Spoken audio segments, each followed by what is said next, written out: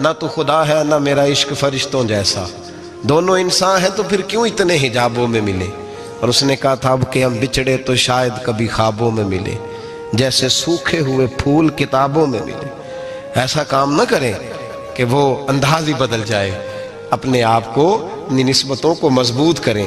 اللہ تبارک و تعالیٰ سے دعا اور التجا ہے کہ اللہ کریم ہمیں نسبتوں کی مضبوطی عطا فرمائے، اور اللہ تبارک و تعالیٰ ہمیں یہ توفیق دے کہ ہم سمجھ جائیں اس بات کو کہ اصل بات ہے کیا، اور اصل کی مضبوطی کتنی ضروری ہے، اصل تک پہنچنا کتنا ضروری ہے۔ اور یہ بھی یاد رکھیں، اماں جب ناراض ہوتی ہے نا، جب اماں ناراض ہوتی ہے تو کہتی ہے بس نکل جاتا، فٹافٹ نکل جاتا، دوڑ جا، کوئی تعلق نہیں۔ ابا بھی کہتا ہے آج آیا تو ٹانگیں توڑ دوں گا، حال ہی کوئی نہیں۔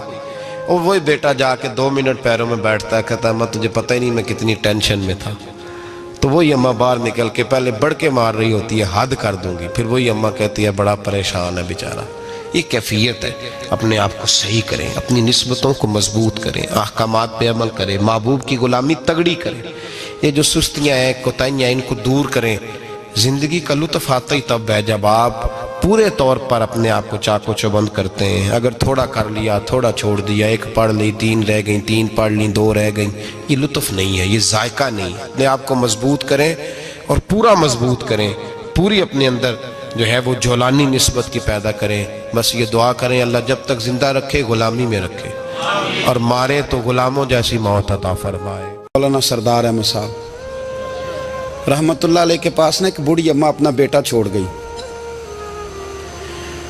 تو حضرت صاحب نے کو 2 4 5 مہینے رکھا، تو بعد میں اس کی اماں کو بلا کے کہا کہ بھئی تو بیوہ ہے، بیٹا تیرا یتیم ہے، میں نہیں چاہتا کہ اس کا وقت ضائع ہو، یہ پڑھنے والا کوئی نہیں، سارے نہیں بھائی پڑھنے والے ہوتے، اب یہاں علماء بیٹھے ہیں، میں بے ادب بھی نہ ہو جاؤں، کچھ پورے 8 سال لگا کے بھی آ جاتے ہیں، سند بھی ان کے پاس ہوتی ہے، ناراض نہ ہو جانا، یہ تو سب اچھے لوگ ہیں، سند ہوتی ہے پر پتہ کوئی نہیں ہوتا۔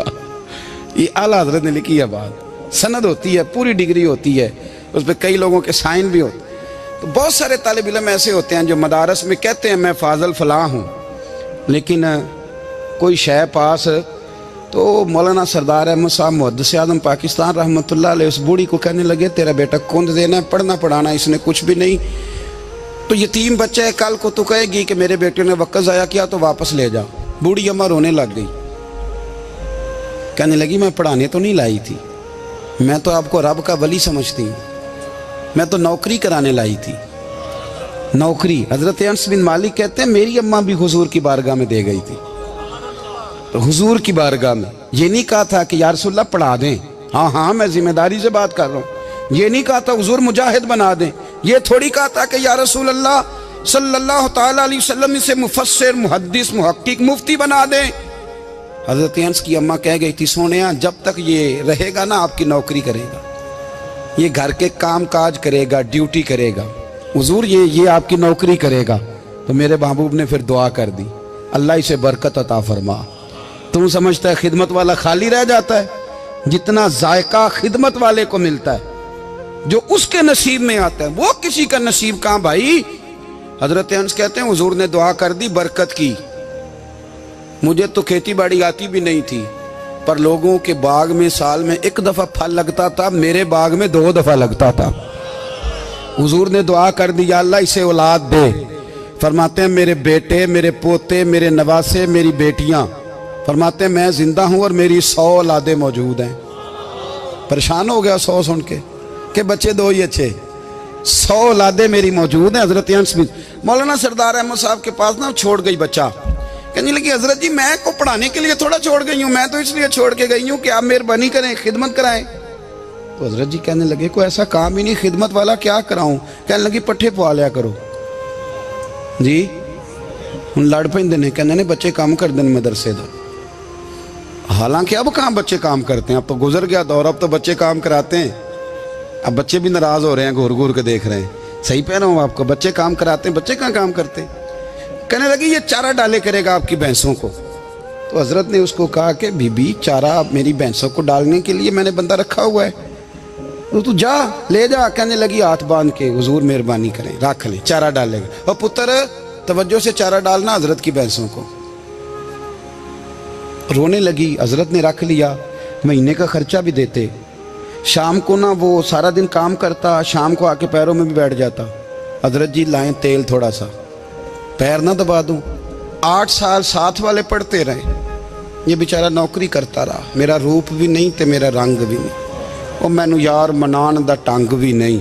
कभी कभी ना हजरत बिलाल हबशी फारग होते ना तो नबी पाक की बारगाह में अर्ज़ करते, हुजूर कोई काम तो नहीं, सारे हो गए, हुजूर जाऊं ज़रा, चले जाते।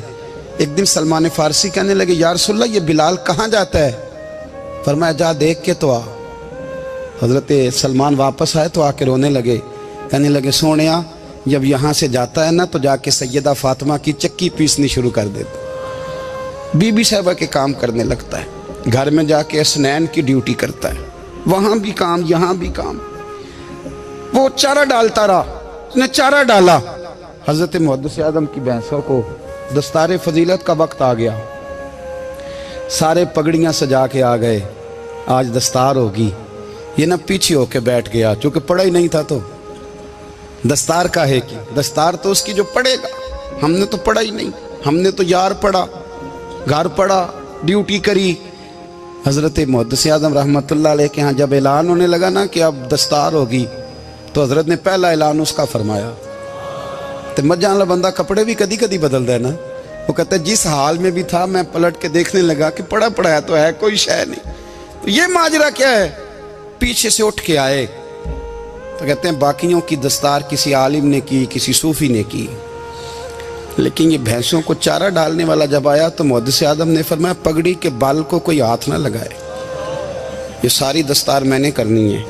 और फरमाते हैं हजरत बाल भी देते जाते थे और आंसू भी बहाते जाते थे, माथा भी चूमते थे, और फरमाते थे दस्तार के बाद चला तो नहीं जाएगा यार, मुझे तो इबादत भी नहीं रह गई, मुझे तो चाबियों को भी नहीं पता कौन सी कहाँ रहती है, जाएगा तो नहीं तू? तो रो पड़ा, कहने लगा सोनिया जाए तो वो जिसके पल्ले कुछ है हो, आता जाता तो है कुछ नहीं, मुझे किसने रखना है, मैंने कहाँ जाना है, इधर कहाँ तो इधर ही रहूँगा।